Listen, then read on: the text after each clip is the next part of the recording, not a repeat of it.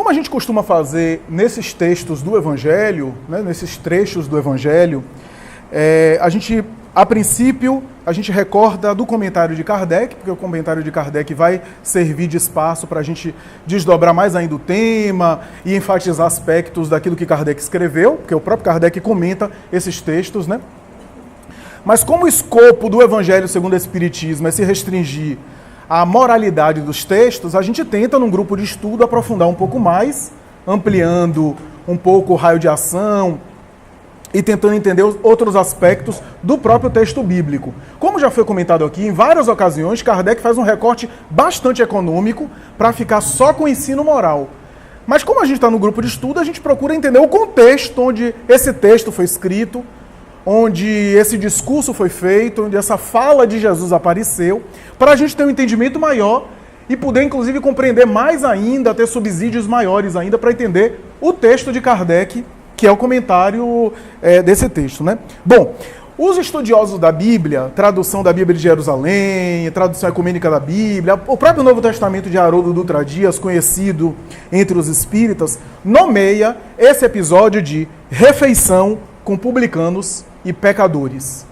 Esse episódio que Kardec recorta, que tem alguns versículos que Kardec suprimiu, porque Kardec ficou, como eu disse, restringindo-se ao ensino moral, mas os estudiosos da Bíblia, que colocam títulos em determinadas passagens, né, fazem por títulos, porque o texto antigo do grego não tinha títulos. Na sua grande maioria não possuía títulos. Esses títulos foram sendo colocados ao longo dos tempos para dar uma ideia e para dar um sentido, né, dar uma certa compreensão das passagens específicas, porque principalmente o Evangelho de Mateus é um evangelho temático, né? Como foi dito aqui já, não é um evangelho biográfico. Mateus não segue uma linha biográfica, mas segue temas, parábolas, ensinos diretos, conversa íntima com discípulos e assim por diante. Esse texto, refeição com publicanos e pecadores, está presente nos 3 evangelhos sinóticos, Marcos, Mateus e Lucas. O único que não registra esse texto, como é comum, é João. João não anota, porque João é um evangelho todo excepcional, né? Tem coisas que só em João aparecem, e boa parte dos eventos que aconteceram nos evangelhos sinóticos, sinótico de sim, portanto de simpáticos, que tem uma certa semelhança, Marcos, Mateus e Lucas, aparece essa passagem. Então é uma passagem que foi registrada pelos 3 evangelistas, então é uma passagem que possivelmente, os 3, quer dizer, com exceção de Lucas, que na verdade colheu o depoimento de Maria de Nazaré e de Maria Madalena, possivelmente uma dessas 2 entrevistadas de Lucas para ele escrever o Evangelho deve ter estado presente para ter passado isso. Marcos, que escreve o Evangelho baseado nas informações de Pedro, Simão Pedro deveria estar presente, e o próprio Mateus, Levi, que estava presente e que oferece aí a descrição que Kardec preferiu recortar do Evangelho de Mateus. Eu fiquei pensando por que Kardec preferiu o texto de Mateus. E eu entendi que no texto de Mateus a expressão médico aparece de uma maneira mais enfática e há nas traduções outros termos que aparecem semelhante a médico, ou que tem um sentido semelhante em Lucas e em Marcos, né? Então, vamos tentar aqui, antes de tudo, fazer um exercício de ler Mateus, Marcos e Lucas. Mateus a gente já leu em Kardec, mas eu vou ler o contexto maior e eu vou ler também Marcos e Lucas para a gente ter uma ideia aqui. Eu peguei a tradução de Haroldo Dutra Dias, mas a Bíblia de Jerusalém é praticamente idêntica nessa passagem. Eu gosto muito da Bíblia de Jerusalém, porque é um trabalho de fôlego, né? Um trabalho bastante bem elaborado, mas a tradução de Haroldo também é primorosa nesse sentido. Bom, eu vou começar com Mateus. Mateus capítulo 9, versículo 10 a 3. E sucedeu que, estando ele reclinado à mesa, em casa, eis que muitos publicanos e pecadores, que tinham vindo, reclinavam-se à mesa junto com Jesus e seus discípulos. Os fariseus, vendo isso, diziam aos discípulos: por que vosso mestre come com os publicanos e pecadores? Ele, porém, ouvindo isso, disse: os sãos não têm necessidade de médico, mas os que estão doentes. Ide e aprendei o que significa misericórdia eu quero e não sacrifício, pois não vim chamar justos, mas pecadores. Vamos ver agora a passagem de Marcos. Marcos capítulo 2, versículo 15 a 17. E sucedeu que, estando ele reclinado na mesa, em sua casa, muitos publicanos e pecadores se reclinavam na mesa, junto com seus discípulos, pois eram muitos que o seguiam. Os escribas e os fariseus, vendo comer com pecadores e publicanos, diziam aos seus discípulos: ele come com publicanos e pecadores. Jesus, ouvindo isso, diz: os sãos não têm necessidade de médico, mas os que estão doentes. Não vim chamar justos, mas pecadores. Lucas capítulo 5, versículo 29 a 32. Levi fez uma grande recepção para ele, na sua casa, e havia uma turba de publicanos e outros, que estavam reclinados na mesa com eles. Os fariseus e os seus escribas murmuravam, dizendo aos discípulos: por que comeis e bebeis com os publicanos e pecadores? Em resposta, disse-lhes Jesus: os sãos não têm necessidade de médico, mas aqueles que estão doentes. Não vim chamar justos, mas pecadores para o arrependimento. Nem toda tradução, a palavra médico aparece em todos os evangelhos, tá? Essa aparece. Mas há algumas traduções que parece que só Mateus. Kardec usou a tradução de Saci, como a gente comentou na semana passada. A tradução de Saci era uma tradução que hoje não é considerada a melhor.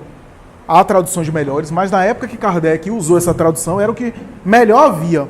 Tanto é que quando o Chico psicografou as obras de Emmanuel, que ele faz comentários sobre trechos do Evangelho, Pão Nosso, Caminho, Verdade e Vida, Via de Luz, né, aquelas obras, a tradução que Emmanuel usa já não é de Saci, é do padre João Ferreira de Almeida, que na época de Emmanuel era o melhor que se tinha em termos de tradução. Mas existe essa dificuldade. Bom, a pergunta é, mas para que você lê essas 3 passagens? É porque fica claro alguns pontos. Tanto alguns pontos que se repetem, quanto alguns detalhes que Jesus diz depois da cena do banquete. Não sei se vocês perceberam, existe uma dica no Evangelho de Lucas que os outros 2 evangelhos não colocam. O banquete foi na casa de Mateus. Nem o próprio Mateus fala isso. Quem fala é Lucas, que fala que Levi era Mateus, fez uma grande recepção para ele. E aqui a primeira colocação, a primeira expressão que é interessante a gente colocar. Eu sei que na tradução do Evangelho, Kardec coloca Mateus entre parênteses, né? Talvez Kardec fez isso porque ele leu o trecho de Lucas. E ele inteligentemente coloca entre parênteses. Esse parênteses aí provavelmente é do próprio codificador. Então a recepção foi feita por Levi. Ele deu recepção na sua casa, né? Era uma grande alegria, publicanos que eram execrados e excluídos da sociedade, terem alguém especial e fazer um banquete para eles. Zaqueu também tentou recepcionar Jesus na sua casa. Era um homem de posses, um homem que era execrado por isso. Depois eu vou explicar um pouco essa coisa do imposto romano, da briga dos judeus com os publicanos, toda essa coisa, né, havia na época. Enfim, a verdade é que havia uma tradição, como a gente não comentou semana passada sobre os gentios. Os gentios eram todos aqueles que não eram judeus, estrangeiros. E havia um preconceito em relação aos gentios. Na verdade, assim, os gentios, como eram pagãos, eram considerados pelo judaísmo, pela tradição israelita, como pecadores. Era sinônimo de pecador. Mas haviam judeus, que também eram considerados pecadores. Quem? Aqueles que se misturavam com os gentios.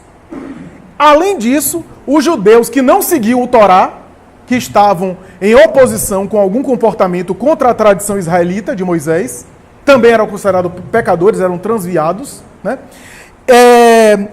E os publicanos eram considerados pecadores, ainda que fossem judeus, eram considerados pecadores, porque estavam desviados, já que estavam na interpretação do povo judeu, especialmente dos fariseus, né, que era a elite intelectual, cultural e também financeira. Os fariseus, como a gente costuma falar aqui, eram os chamados operadores do direito da época, né? Porque os operadores do direito da época eram também sacerdotes do templo, era uma coisa só, doutores da lei, porque não havia essa divisão que há hoje, né? Executivo, legislativo, judiciário, era uma coisa só, né? Daí a lei era o Torá, os 5 livros de Moisés e os profetas, né? Era a lei civil e era ao mesmo tempo os ensinos espirituais, né? Os 613 ensinamentos. Então, quem era pecador era estrangeiro, já por puro preconceito, automaticamente. Judeu que não estava de acordo com o Torá. Judeu que se misturava com o estrangeiro. Publicano, porque já estava em desacordo, porque na interpretação deles, assumir aquele cargo público, que todo mundo, aliás, deveria querer, porque era um cargo público bastante rentável. E Roma era esperta. Roma, em vez de cobrar o imposto diretamente, ela localizava os próprios nativos da região, porque Roma preservava a cultura local, a cultura religiosa, não se intrometia com cultura religiosa, com tradição. O que Roma queria era arrecadação. Então, como é que ela fazia? Ela estabelecia, inclusive, reis e poderosos, que eram vassalos de Roma. Herodes, por exemplo, na época que Jesus nasceu, era um rei de Israel, só que era vassalo de Roma, de César. E assim por diante. Então, Roma era esperta, porque ela cobrava o imposto não diretamente, para não haver uma rebelião. Ela estabelecia ali os cobradores de imposto, e os próprios irmãos de raça eram colocados nessa função. Ficavam ricos, detestados e odiados. Os publicanos. A maioria dos publicanos eram judeus, eram da própria tradição ali, eram conterrâneos, né? E eram excluídos pelo povo, eram odiados, porque na interpretação do povo judeu aquilo era uma ofensa, porque estava massacrando o povo eleito. Então já estava em desacordo com a tradição do Torá. Essa era a ideia. A questão dos impostos, portanto, passava por isso. Era uma briga séria, né? Era uma briga séria. Tanto é que tem aquela passagem do César, da César o que é de César, que é a Deus o que é de Deus. São Jerônimo, em um texto muito interessante, ele vai dizer que essa passagem pode ser intitulada como o banquete dos pecadores. O banquete dos pecadores. E por que dos pecadores? Porque o próprio Jesus faz uma insinuação sutil, parecendo responder aos escribas e fariseus, dentro da linguagem deles, né? Ou seja, como se ele desse a resposta respeitando a ideia do que é justo, do que é pecador, do que é santo e do que não é, na perspectiva dele, na perspectiva do fariseu, mas ainda assim contestando. Publicano era rico, então dar um banquete era um banquete de luxo. E como é que a gente sabe que é um banquete de luxo? O reclinar que aparece nas passagens. Nos 3 evangelhos aparece reclinar a mesa. Por quê?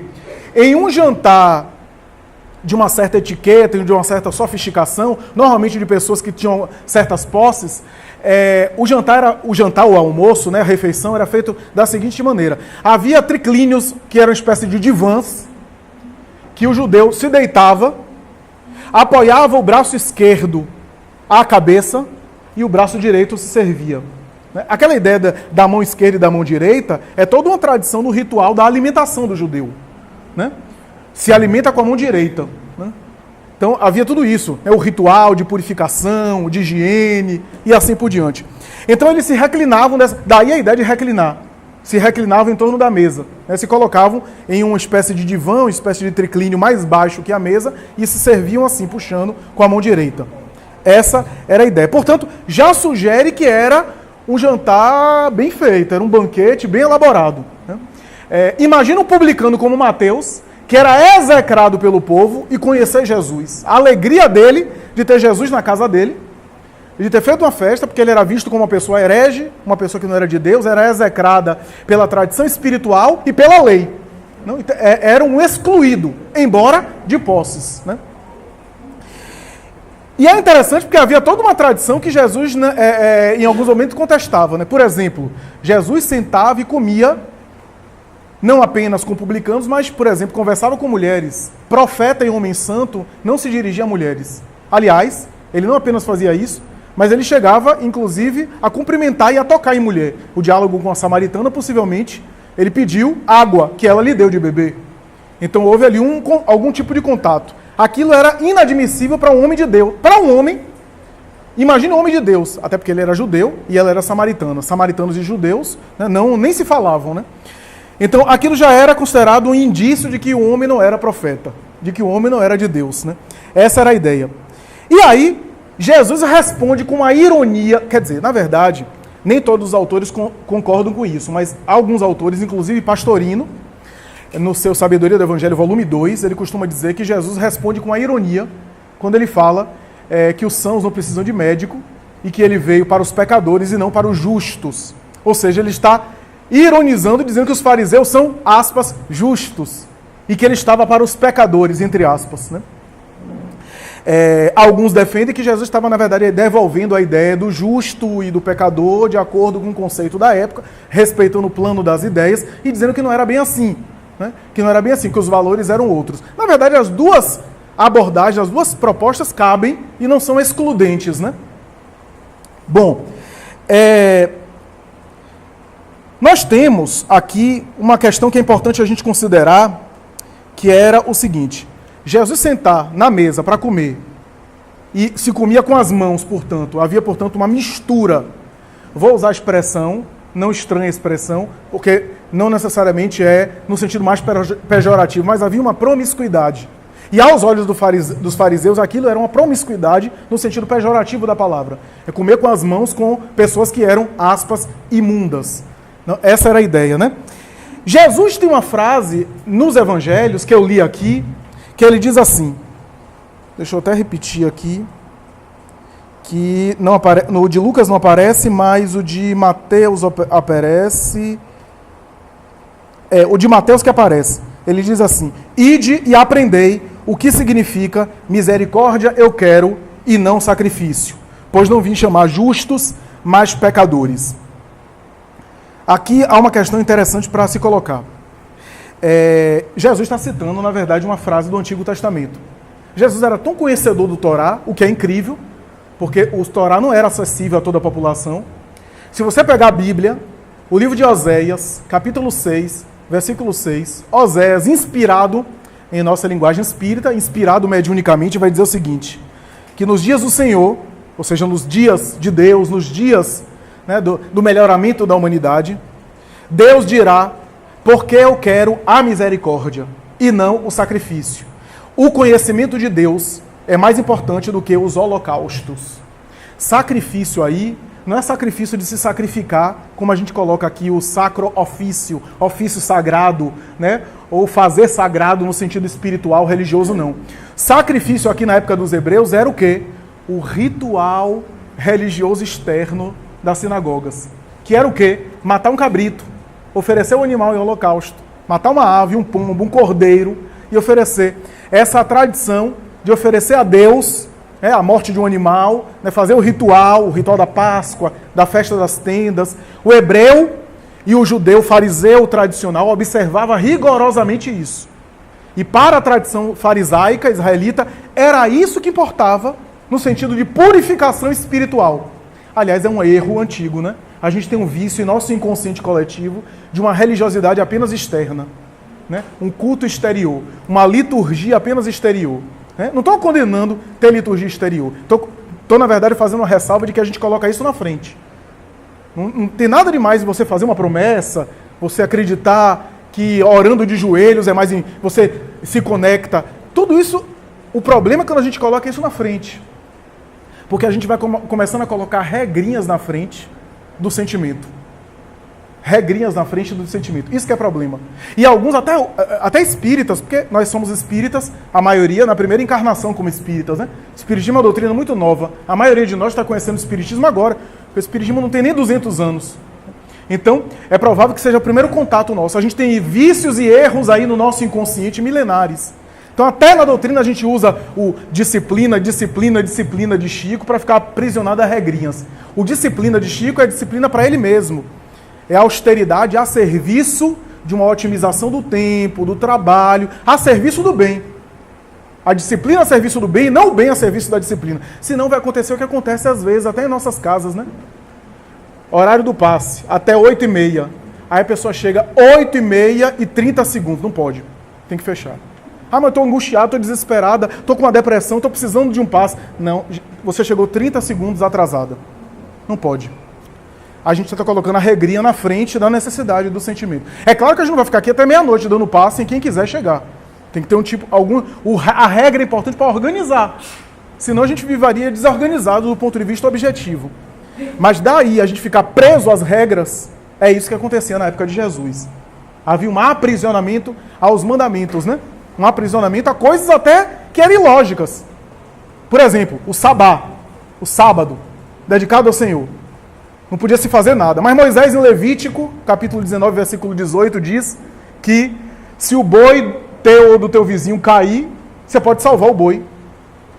Porque a alimentação era basicamente carne bovina, né? Entre outras, né? E aquilo era... Então, havia uma exceção. Por subsistência, Moisés estabeleceu uma exceção, né? Aí Jesus cura uma mulher, os fariseus vão para cima dele, porque era sabá, era sábado, e ele disse, olha, ela é filha de Abraão? É, filha de Abraão. Então o que é que vale mais? Um boi que cai no precipício que a gente salva no dia de sábado, ou ela, que é filha de Abraão? Aí o povo ficou embaraçado, porque estavam presos à regra. Aí ele diz aquela famosa frase, o sábado foi feito para o homem, ou o homem que foi feito para o sábado, né? Então, o sacrifício, portanto, era ritual religioso. Quando Jesus diz, misericórdia eu quero, na verdade, citando Oséias, ele diz assim, aprendei, misericórdia eu quero, e não sacrifício. Que foi uma inspiração de Oséias. Pastorino diz que esses profetas antigos, todos eles que viam Deus, o próprio Moisés, né, que recebeu de Deus o decálogo, não era Deus, não era o Criador, era o próprio Cristo, que vinha acompanhando o processo evolutivo, preparando a sua própria vinda. Ele próprio estaria por detrás, orquestrando esses ensinamentos, né? É interessante porque assim, eles estavam presos ao ritual, presos ao sacrifício, e Jesus colocar a misericórdia assim. É como se Jesus falasse o seguinte, ó, vocês querem pureza espiritual? Querem santidade espiritual? Querem ter conexão com o sagrado? Eu quero dizer a você o seguinte, que a misericórdia é o laço mais importante de não ser pecador. A misericórdia é a característica mais importante da virtude, de ser justo. Era essa a colocação, porque como estavam muito apegados à lei, Jesus colocava a misericórdia acima da lei. Essa era a ideia, né?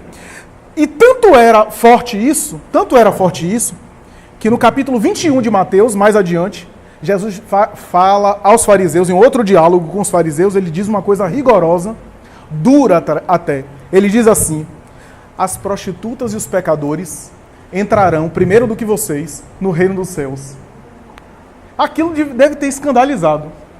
E eu acho que até entrou mesmo.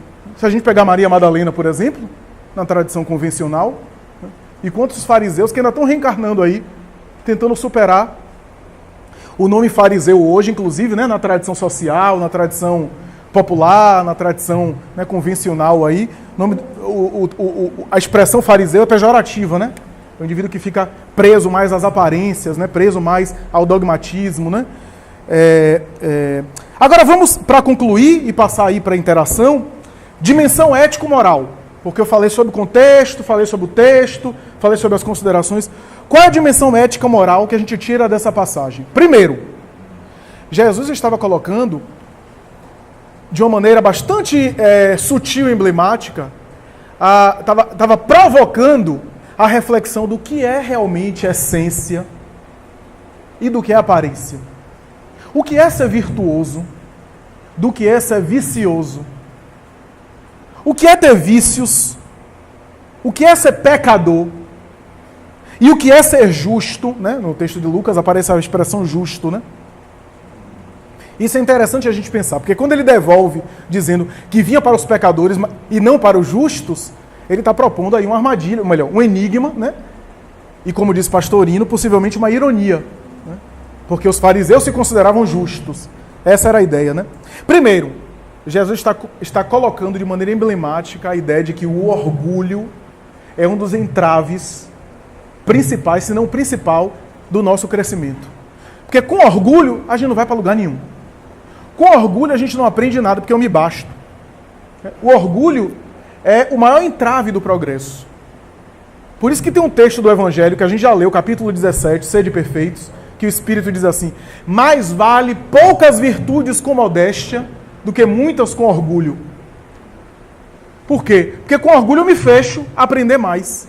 Se eu chego aqui e acho que sei tudo, eu me fecho a aprendizagem. Eu me fecho a melhorar. Então, a vaidade de ser virtuoso era a postura dos fariseus. Vaidade de ter virtude. Vaidade de se sentir melhor do que o outro. E se eu tenho vaidade de me sentir melhor do que o outro, é porque a minha virtude não é tão virtude assim. Minha virtude não é tão assim bem elaborada. Tem um guru oriental que ele publicou um vídeo, ficou até viralizado na internet, eu não me lembro o nome dele, mas eu gostei muito de já repetir aqui, que ele costuma dizer o seguinte, ó, se você já é vegetariano, já não come carne, muito bem, mas se você se acha melhor do que os outros por causa disso, volte a comer carne. Né? Se você já é abstêmio, não bebe bebida alcoólica, mas você vive por aí condenando quem ainda usa bebida alcoólica, cuidado, porque você pode estar pior que ele. É mais ou menos isso. É mais ou menos essa a ideia. Né? Jesus deu exemplo ali, de uma maneira emblemática.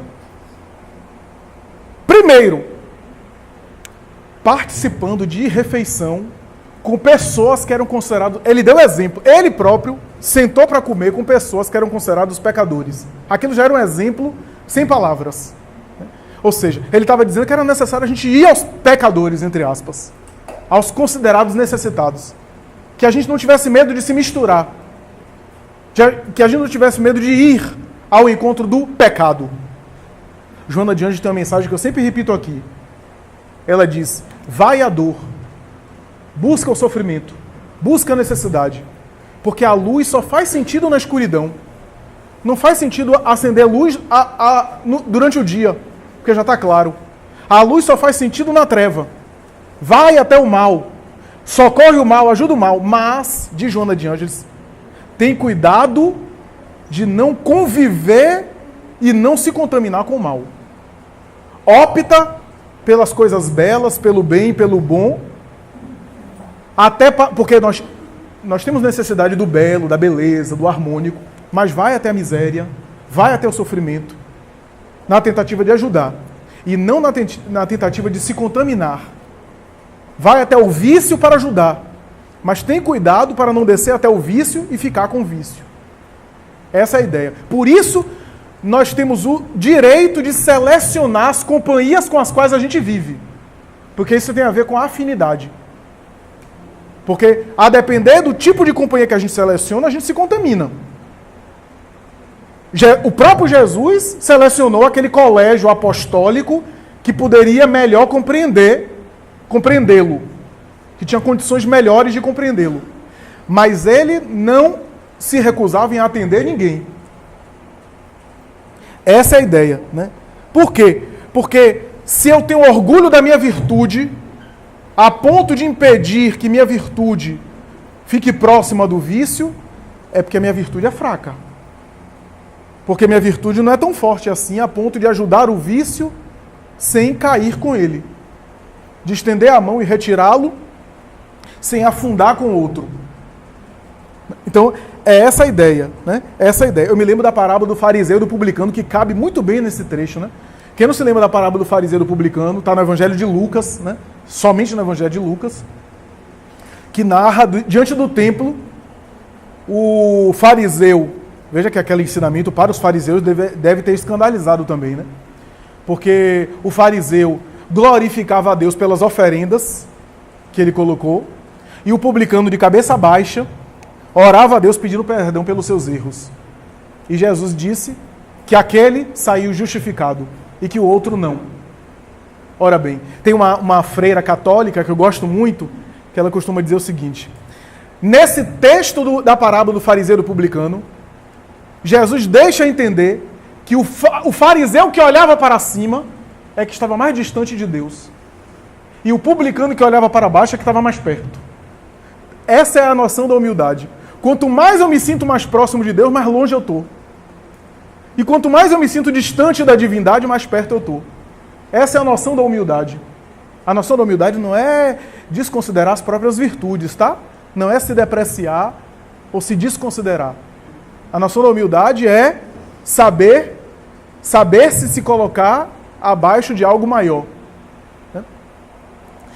Então, os sãos não necessitam de médico. Do ponto de vista espírita, a gente sabe que enfermos todos nós somos. Enfermos da alma. Quem de nós que não tem as suas dificuldades? Quem de nós que não tem os seus desafios? Todos nós somos enfermos. Só que, aqui, tem duas questões. Primeiro, aqueles que eram considerados enfermos, doentes, eram justamente aqueles que eram excluídos, que eram desprezados pela sociedade da época material. Ora, toda pessoa que é desprezada, que é desconsiderada, que é rejeitada, que é limitada, normalmente é mais suscetível. Quem sofre é mais suscetível das verdades espirituais. Veja o que acontece em nossas casas espíritas. Quase sempre, se a gente for fazer uma enquete aqui, quase sempre a gente vai quando a coisa tá difícil. A gente frequenta quando a coisa não tá boa. Quase sempre, quando tudo vai bem com a gente vai relaxando. Né? Vai relaxando. Né? Joana tem até uma mensagem que ela vai dizendo assim, quase tudo, quando tudo vai bem com a gente até tem a tendência de ficar mais egoísta. Porque a gente começa a olhar só pra gente. Só que quando a gente sofre, a gente passa a entender a dor do outro. Passa a perceber o quanto dói no outro, porque dói na gente também. A gente passa a se colocar no lugar mais do outro. Viaja mais para dentro, no sentido aqui de autoconhecimento. Né? E a gente é mais suscetível às buscas espirituais. As buscas espirituais. Né? Então, aqueles que estavam cheios de poder, de glória, eram mais impermeáveis. Não é que Jesus não se recusasse a ir até eles. Os chamados pecadores, excluídos do mundo material, que eram taxados como pecadores, eram mais suscetíveis da palavra dele. Por quê? Por quê? E aí Emmanuel coloca de uma maneira emblemática a mensagem dele. Vai dizer que de que vale um médico, de que vale um médico se o próprio paciente foge do remédio? Entende? Se o paciente foge da medicação, da prescrição, de que vale o médico? Se o paciente não acredita portador de demanda, ele não se acredita ser um paciente, ser um enfermo. Então ele não é enfermo. Aparentemente ele não é enfermo. O doente aqui é aquele que se reconhece como tal. Porque aquele que se reconhece como tal busca o médico. É essa a ideia, porque Jesus aqui está se colocando como médico, né? É claro na passagem que ele se coloca como o próprio médico, né? Então, é essa a mensagem de que ele vinha para um público, o público que sofria era mais suscetível, mas que ele estava aí, aberto para todos. E, para concluir, na obra A Caminho da Luz, Emmanuel, quando narra o processo espiritual da história do planeta, ele chega um momento e ele vai dizer o seguinte: é de se perguntar por que Jesus, na sua época, escolheu nascer justamente na antiga Palestina, com esse caldo de cultura tão problemático e tão complicado. E o próprio Emmanuel vai dizer, mas a lógica nos faz responder que se a tradição judaica foi a que mais recebeu o patrimônio de fé substancial, que mais recebeu o conteúdo espiritual de profecia, de mediunidade, portanto, de espiritualidade, né, de Deus único, de monoteísmo, recebeu um grande patrimônio, é porque era daquele grupamento de espíritos da época, né? Quem leu A Caminho da Luz sabe a divisão que Emmanuel faz, né? Dos capelinos, né?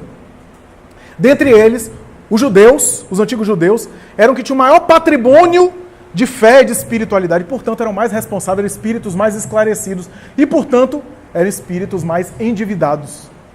Porque a gente tem mais responsabilidade à medida que a gente tem mais discernimento, mais compreensão. Como eles tinham mais compreensão e eram espíritos recalcitrantes, calcetas, eram espíritos, portanto, mais comprometidos nesse sentido. Espíritos que discerniam, que tinham condição, inclusive, de compreender melhor a mensagem de Jesus, e por orgulho. Porque uma coisa é estar errando por ignorância. Outra coisa é eu despertar e estar errando por interesse pessoal e por escolha deliberada. Vamos tentar adaptar o tempo moderno. Imagine, por exemplo, no contexto medieval, alguém queimar alguém. Era cultural. Era contexto da Idade Média. Né? Alguém que era herege se encaminhava para ser queimado em praça pública. Às vezes as famílias iam assistir aquilo. Com criança, com filho, comer pipoca e assistir. Porque era cultural. Agora, imagine hoje, com o discernimento que a gente tem, alguém pegar por fanatismo religioso e queimar outra pessoa. Entende? Então, os hebreus tinham um patrimônio de discernimento maior. Por isso, a responsabilidade deles eram maiores. Aí Emmanuel conclui dizendo assim, é por essa razão que Jesus escolheu mergulhar justamente naquela árvore de Davi, porque os sãos não precisam de médico. Isso, é por aí. Carmen está falando, só para quem não ouviu, que muitas pessoas que receberam benefícios do Cristo diretamente foram curados até de mazelas físicas e voltaram a adoecer.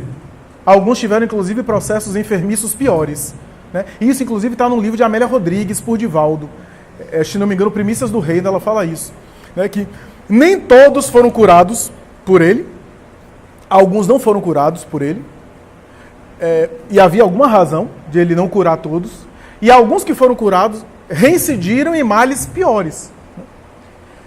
E aqueles outros que mudaram a conduta, é claro que gozaram de uma saúde relativa, mas é claro que no mundo físico feito de matéria, a gente está sujeito às vicissitudes da matéria.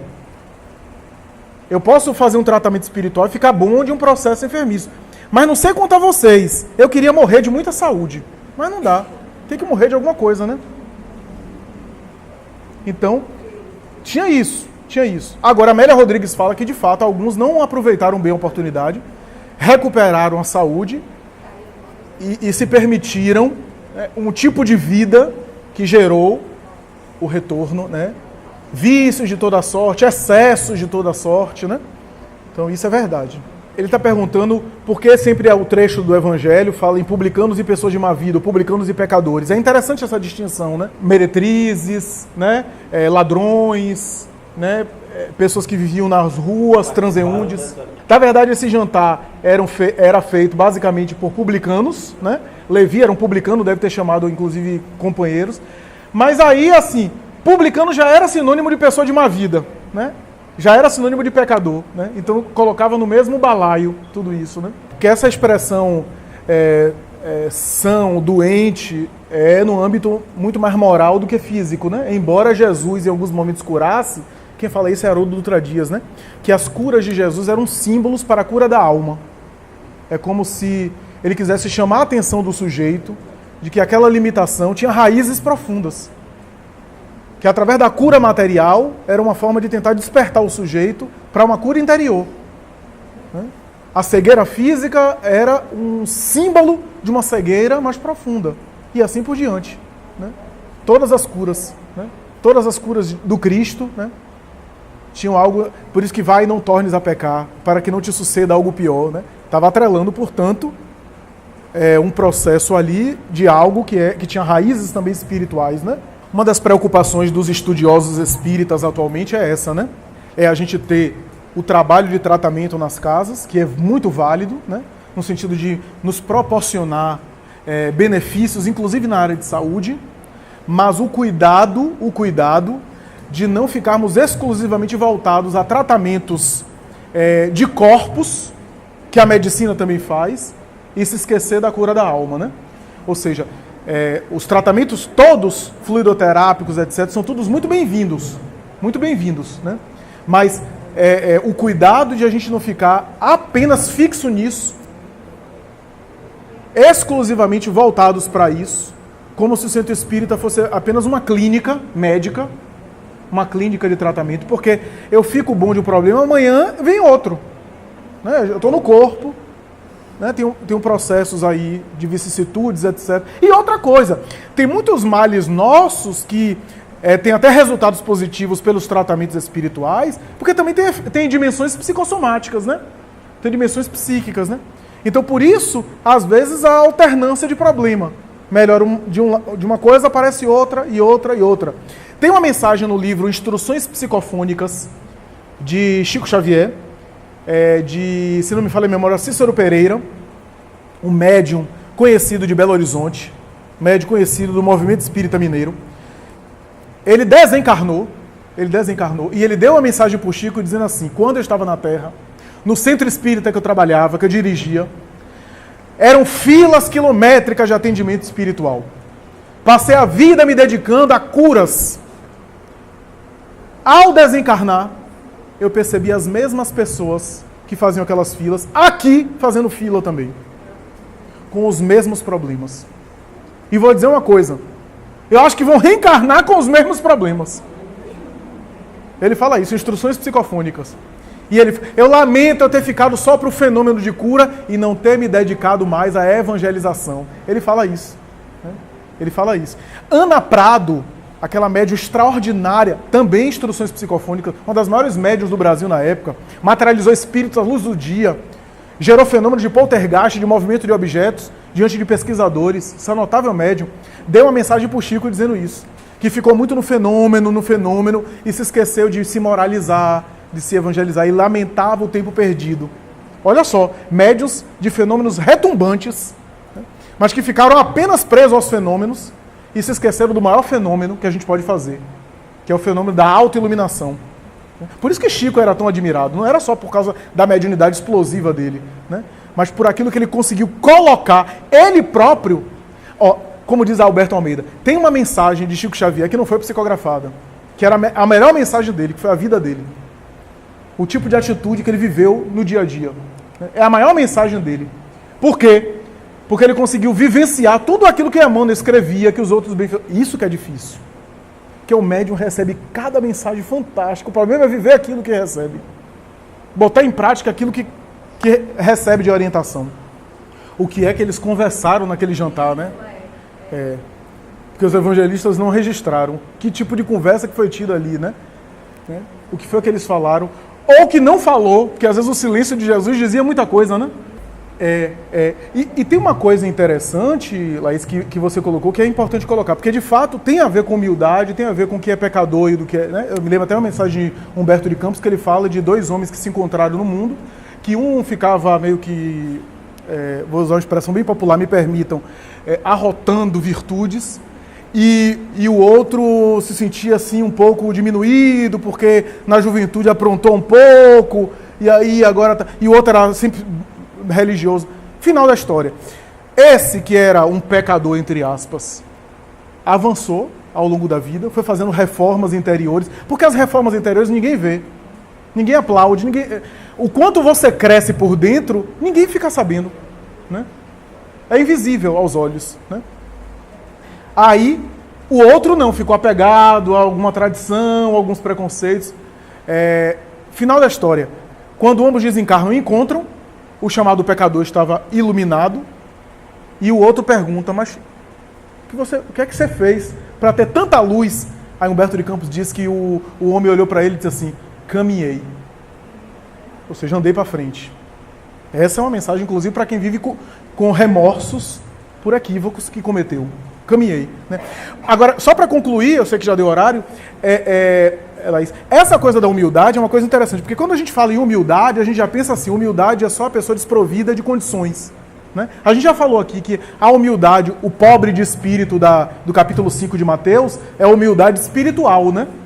Porque a pessoa pode estar dormindo na rua, ser mendiga e ser arrogante. E outra pessoa pode estar coberta de joias e ser simples. Né? A humildade é de coração e não de aparência.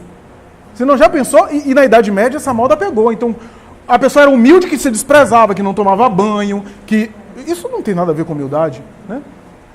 Então, quando Jesus senta na mesa com pecadores, entre aspas, ele sentou com pessoas de posse.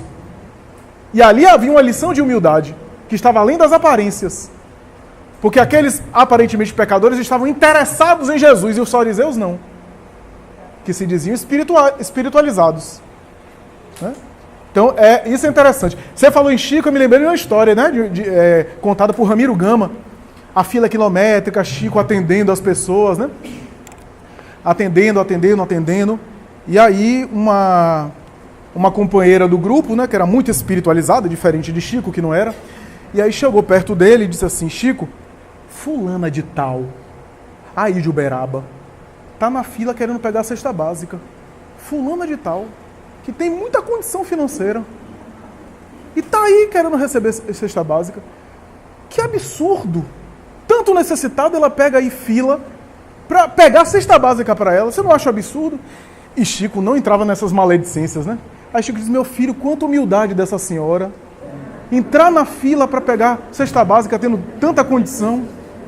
Ele sempre passava o ensinamento, né? Nessas coisas. Raul Teixeira que conta, né? Que quando foi visitar Chico, tinha duas senhoras, também muito espiritualizadas, né? Que viviam dando passe em todo mundo. E aí tinham acabado de fazer um curso de passe.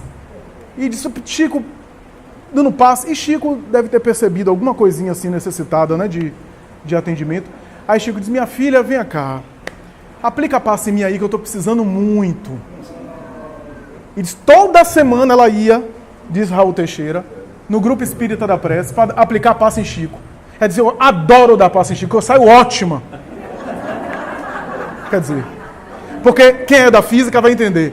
Passe é uma questão de DDP, diferença de potencial. Quem tem mais dá a quem tem menos. Então, em vez de ela dizer, você está desequilibrado, senta aqui que eu vou dar um passe em você, que você não está prestando para nada. Não, vem aqui me dar um passe, minha irmã. E ela lá, e Chico concentrando, só passando energia para ela. Humildade. Né? Porque não é só erguer as mãos que a gente dá passe até com psiquismo, né? Com uma oração. Né? Então, a verdadeira humildade é isso, né? Transcende as aparências. Né?